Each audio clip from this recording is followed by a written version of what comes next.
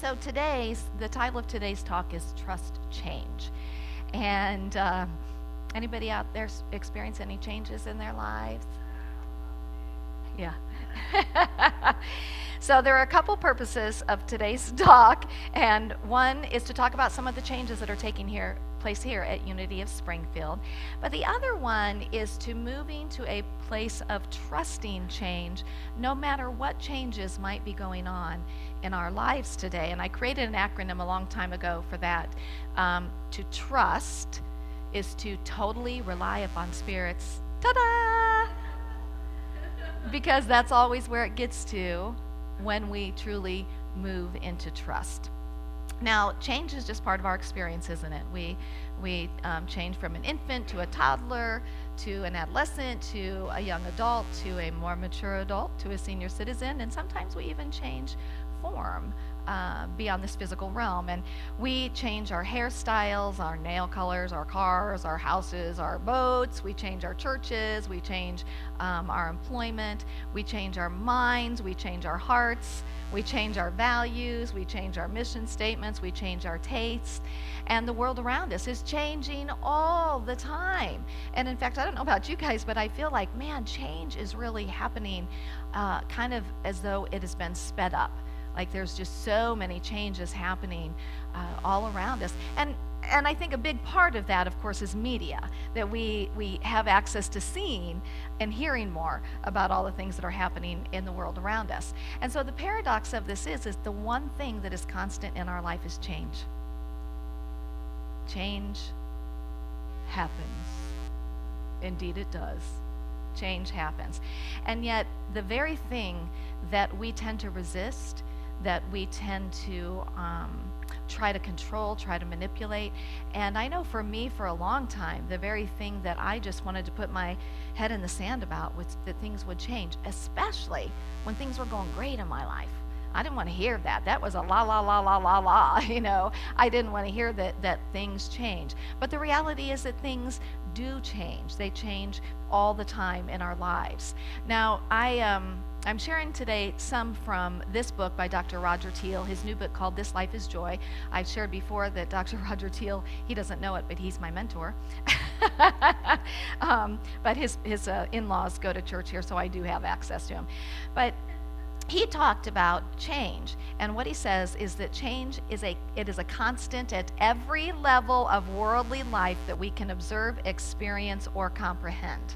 Every level we see change all around us. And he says that change is an aspect of life that most people wish fervently that they could eliminate.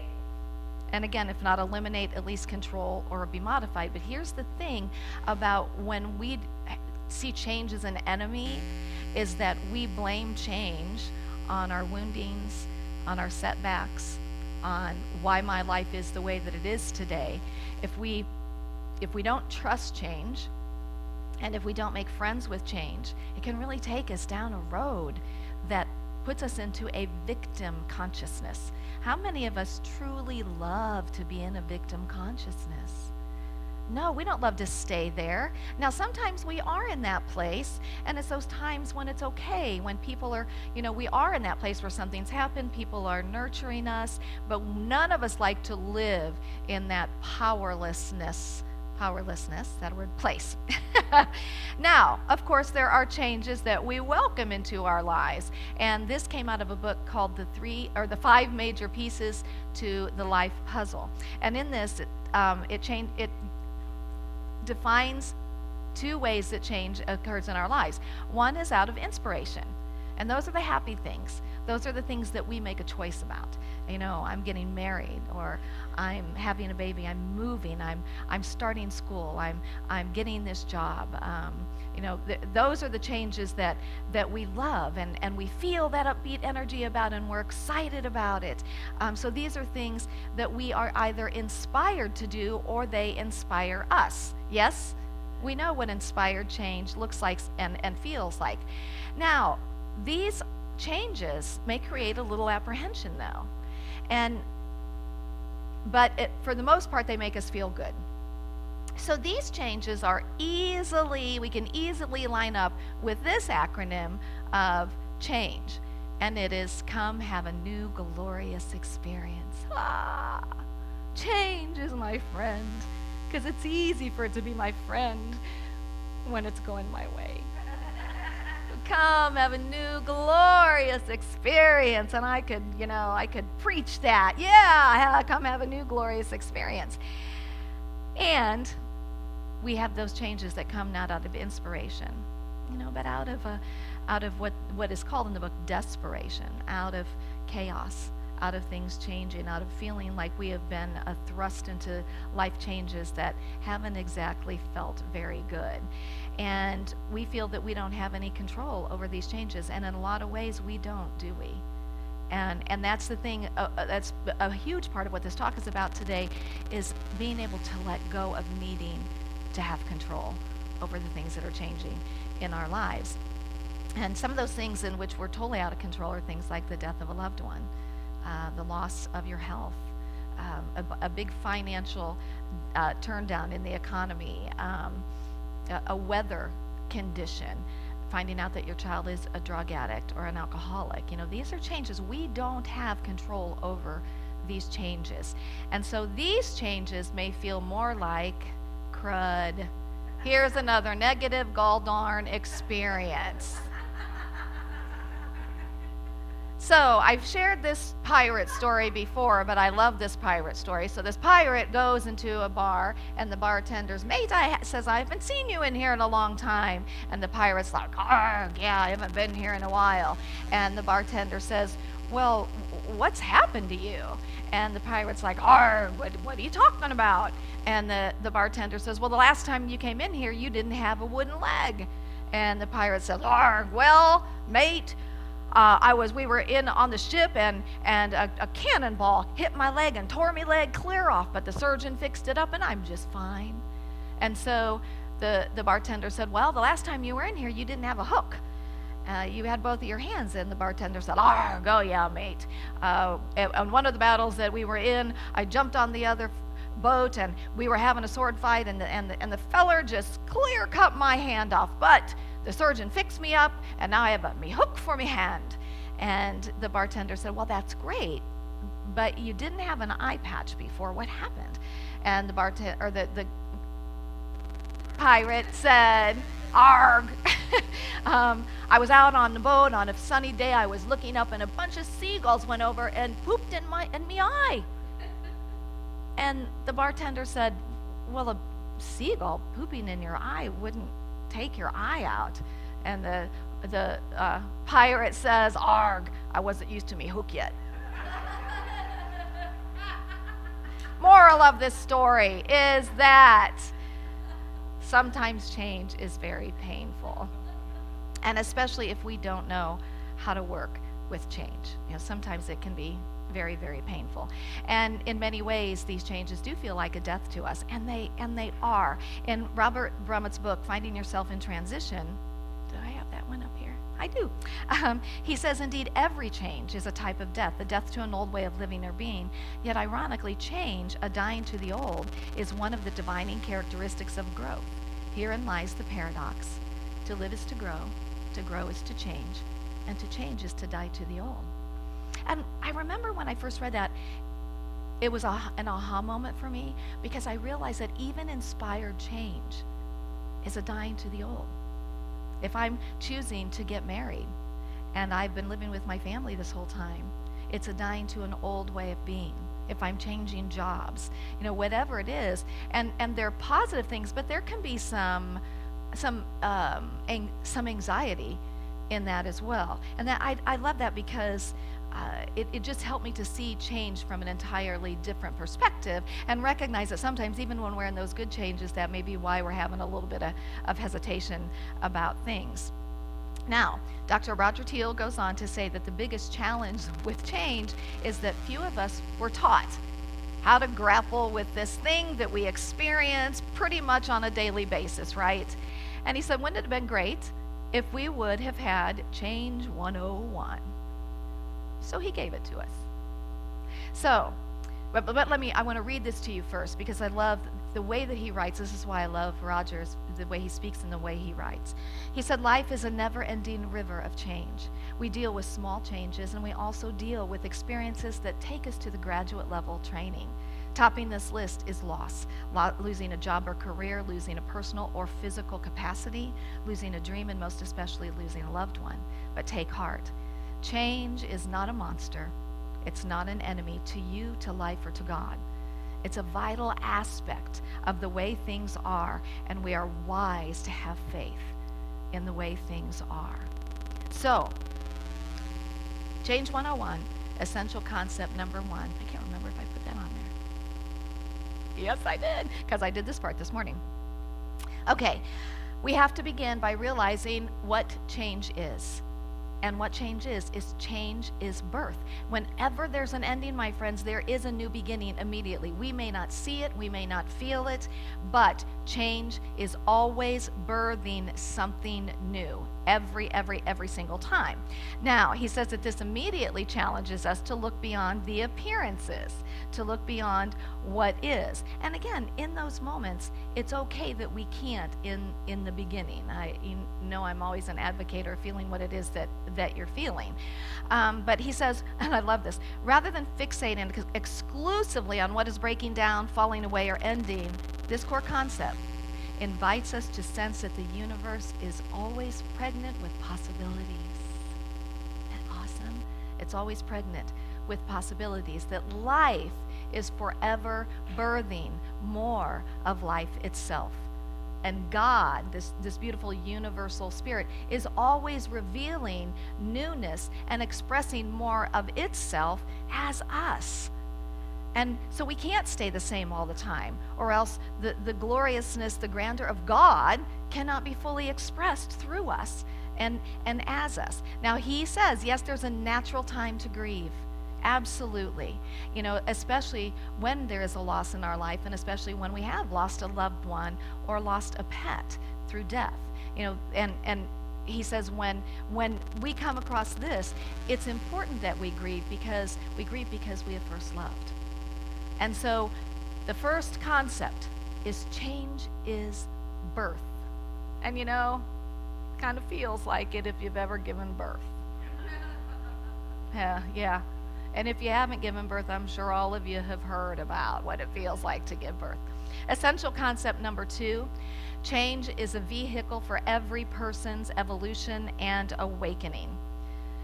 If things remain forever the same in our life, there's no impetus for growth, my friends. There's no evolution. There's no evolving. There's no becoming more if everything stayed the same. And that's one of the reasons why I love living here. I love the change of seasons. And I know people think that's weird, but I love it. It's not that I love to stand out in the cold, but I love what nature brings. It's so miraculous to me, and she just shows us her magnificence with every change of the season. So essentially what Roger is saying is that change is a mask that transformation wears. Isn't that awesome? It's a mask that transformation wears. So, essential concept number 2, it's a vehicle for every person's evolution and awakening. And essential concept number 3, it is imperative to cultivate a deep realization that the divine is always conspiring for our highest and best. And that is absolutely true. That's why we say there's only one presence and one power, and it is God the good. One presence and one power, always for us. No one and nothing can be against us at all, ever, unless we make it so in our mind. And I love this. He says, after all, you are a cherished vehicle for God's greater and more exalted expression. A Sufi parable suggests there is an angel hovering over every blade of grass, whispering, grow, grow, grow. And that life itself is always whispering, grow, grow, grow. Ram Dass said, when you cling to what changes, you suffer. Have you experienced suffering? Have you ever clung to something that you know it was time to let go of? Anybody ever done that? And how's that feel?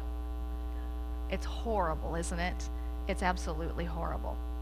So, as most of I experienced graduate level change in January when my husband unexpectedly passed away. And this was not inspired change by any means. And of course, all of you, essentially know that I felt incredible despair, and to the point that I had to end up taking about 6 weeks off of work, to be able to find my way back. When Ram Dass said, "When we cling to what changes, we create suffering," I suffered. Oh, I suffered, and I realized that for a long time I suffered because my mind could not accept what was. I tried. I tried to pray, I tried to affirm. And the reality was, in that experience, it just wasn't happening. I just had to go with the flow. I had no choice. But I was totally open to accepting what is. And I'll tell you that when I decided, or the universe actually decided I had to take that time off, I knew that's what that journey was about. I knew that I was ready to move into accepting what is. And so it's okay. One of the things for us to know about change that comes out of chaos is that it's perfectly normal to try to hold on to things. You're normal, you're okay, you're normal, you're okay, absolutely. But here's one thing I can tell you as well. All things absolutely work together for those who love God. All things work together. And when I see that, when I hear that, for those who love God, to me what that is saying is for those who have a faith that there is something greater, for those who can look up ultimately, for those who have that hope that we won't always stay in this place of despair, in this place of suffering, and that somehow there's good. So I want to share with you that I've been able to see that. I've been able to start seeing this tapestry that's being woven since Sean died. And some of the things that are good that have come out of this is, all my life, I wanted to be strong. Like, I need to quit writing that. Because when I look back on all of the things that I've ever written is, I am strong, and I wrote that because I didn't feel strong. And I can tell you today that I know that I am a strong woman. And that's been a really positive thing that has come out of this. Another is that I've recognized how independent I am. That, essentially, I'm a single person living by myself. And I say essentially because Sean's son, Keegan, who is my bonus son, still comes on his regular time, and my daughter and grandsons are there all the time. Yeah, he's my bonus son. But, I'm okay. I'm okay. And that feels really good to me. Another really good thing that has come out of this is that my son, who he and his wife, they live and work in the D.C. area. I don't know why I'm crying about this. And I know this, thank you, is a generalization, but, my son and I have always had a really good relationship. But you men sometimes don't communicate very well. And so there would be like months that I wouldn't hear anything from him. And through this transition, we communicate all the time. And that's been such an incredible blessing. Another good thing that has come out of this is that as a church, I realize that we are ready. We are ready to move into the next whatever. I have no idea what that looks like, but I know for a fact that we are moving. And one of the good things that has come out of this experience is that I am ready, and that I am able to be more fully present to help lead that way. And the reality is, if I was still married by choice, I wouldn't be as fully present because that would be a value to me. But I am more fully present, and I know that's important to Sean, that we move forward. And I know that in a way that I can't understand, that he is right here, and he is going to be one of the ones on the other side. that is helping us move to this next level. And I'm excited about this. And I'm passionate about this because I'm passionate about the message, because I really do believe that we have the good news. We have the good news. We have the good news that can change people's lives and that can ultimately change this world. And so, you know what? Things are changing here in our ministry. And I'm asking us not to have that crud, here comes another negative gall darn thing, but, come have a new glorious experience. And I love that because we all know Jim Costa did an amazing job on his announcement last week about the preschool that we're partnering with. And as a few months ago, we were talking about leveling up, what if upping. And I'm sitting there and I'm looking at this, and so one of the areas that we really want to level up is our youth department. And here's why. If we don't have those little kids that are growing into uniteens, that are growing into teens, that are growing into next generation unity, where's the future of this ministry? I had somebody say a while back, because of finances, this ministry isn't going to be here. Well, I can tell you that's not true. I've been here for 25 years, and I've seen us in some pretty bad places. We're going to be here financially. But what we have an opportunity to do together is to collectively support this part of our ministry. And part of that is creating a really great space. Peapod, because of Susan Dempsey saying, hey, why don't you go check out my church? We are now partnering with them. They're putting new floors in, new doors in, they're putting a new sink in the kitchen. They're going to put an amazing playground, not just playground equipment, but an organically nature-based playground. They're going to put a toddler playground. They're going to bring their furniture in, and we get to use it all. And guess what? We're getting paid. How cool is that? And so, boom, just like that, the things that we desire to have happen insofar as the aesthetics, it's happening. And so what we have the opportunity now to is to come together and say, how can I serve this ministry? How can I serve the youth department in some way? Maybe it's with ideas, maybe it's with volunteerism, but how can I serve in that capacity? Now I want to share with you that other changes are occurring as well. And there's been a little feedback on the bookstore changes, and I'm trying to think about some of the changes. But here's what I want to encourage us to do is to trust the changes that are taking place. Many of us have been here for a very long time. And it's easy when we've been here for a very long time to get kind of like, hey, this is my ministry, this is what feeds me, this is, I want to keep this the way that it is. But here's what I want to share with you. The way that we're going to get kids in that department is we need to start attracting young families that speak this language. And in order to attract young families, we're going to have to change up our worship service. We're going to have to change up our music. We're going to have to change up the programs that we offer here. We're going to have to change up a lot of different things, but know that it is a leveling up. And so if there are some elements of the service that are no longer in the service that you love as an older person, I'm going to ask you to please think forward. To please recognize that we all love and care about this ministry so much, and we want to see it not only be here, but to thrive well into the future, to become a much bigger source of light than we are today for this community, and again, ultimately for the world. So, are you with me in this? Yes. And when these changes are happening, will you be the voice when somebody's having a hard time? I've always said, not to say, hey, get on board, but to say, I understand. I understand that these changes are hard. And this is the vision. And we're excited about it. And we're in it together.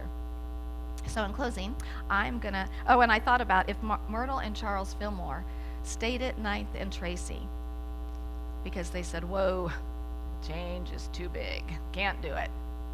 We wouldn't be here today. And our lives wouldn't be what they are today. So here we go, woohoo, and here we grow. So, let's say this together. Come have a new glorious experience totally relying upon spirits.